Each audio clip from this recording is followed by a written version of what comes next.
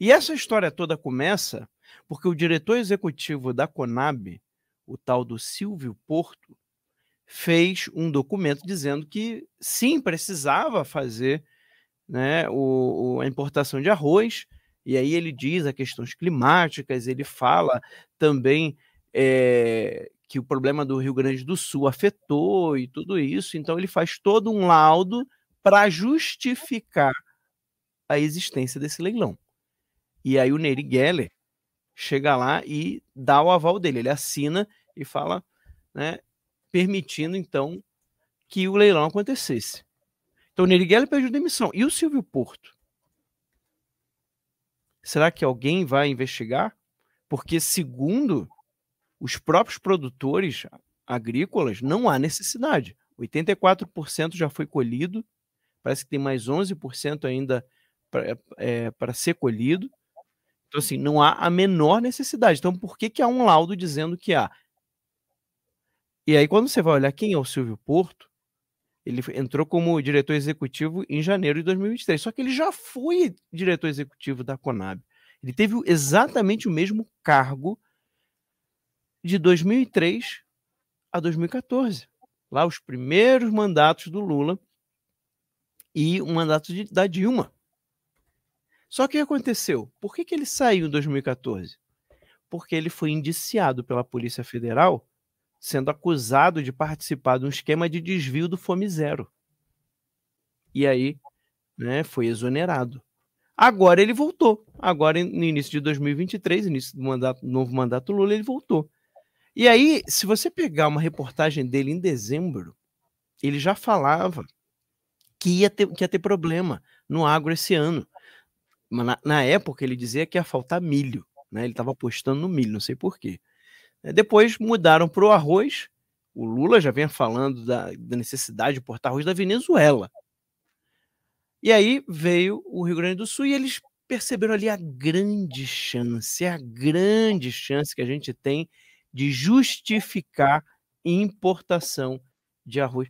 Gente, é uma cara de pau, é um cinismo tão grande. E é óbvio, né? A imprensa calada, a imprensa caladinha. Se não fosse as redes sociais, se não fosse parlamentares trazendo essa pauta, agora, o que não pode acontecer é deixar essa pauta morrer. Isso tem que virar CPI. A gente tem que ficar de olho no próximo leilão, tá? Mas esse que já aconteceu já tem vários indícios de fraude e esses indícios têm que ser investigados até o fim. Né? Esse tal do Weasley, até hoje, eu não sei quem é, ninguém viu. O pessoal diz que conhece. O outro falou que não, ele está na Europa, mas eu não sei em qual país ele foi. Né? O outro disse que não, ele está lá na casa dele, ele viajou. Ninguém viu, ninguém sabe, ninguém ouviu falar. Eu nem duvido que ele exista, tá? Mas como tá difícil a imprensa ou qualquer pessoa fora desse círculo aí, desses empresários, conseguirem falar com esse tal do Weasley, né? Vamos ver se de repente com uma CPI, se a gente consegue focá-lo e ele poder explicar, afinal, o que estava acontecendo, né, Berenice? Com certeza, Max.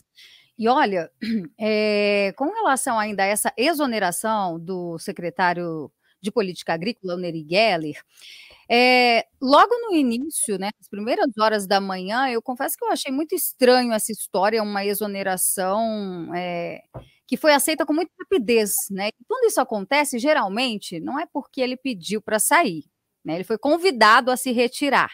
É isso que acontece.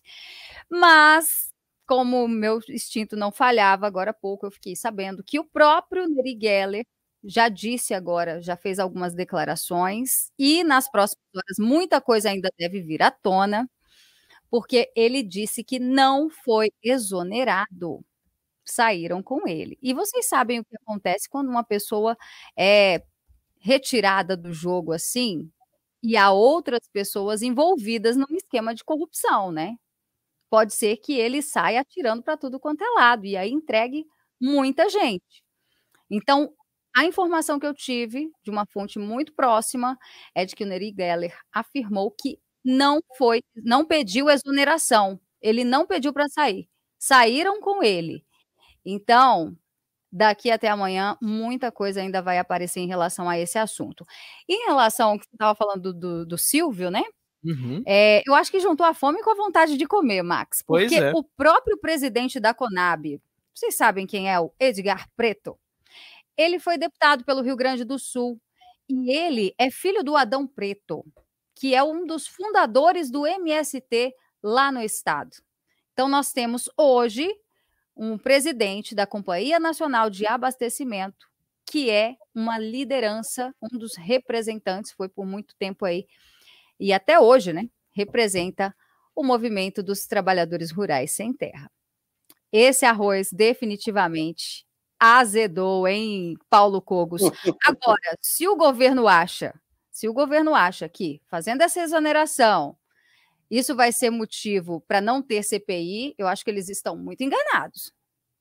Eu espero que tenha, espero que se investigue isso e que fique sendo aí mais um dos grandes escândalos de corrupção do PT que vai entrar para os anais da história e que isso sirva para desmoralizar o PT diante das pessoas que ainda têm aí alguma reserva moral a isso. Porque se uma pessoa continua apoiando um partido desse, é porque ela perdeu o senso de proporção, ela perdeu o senso de decência moral. Porque a corrupção, ela já é muito grave.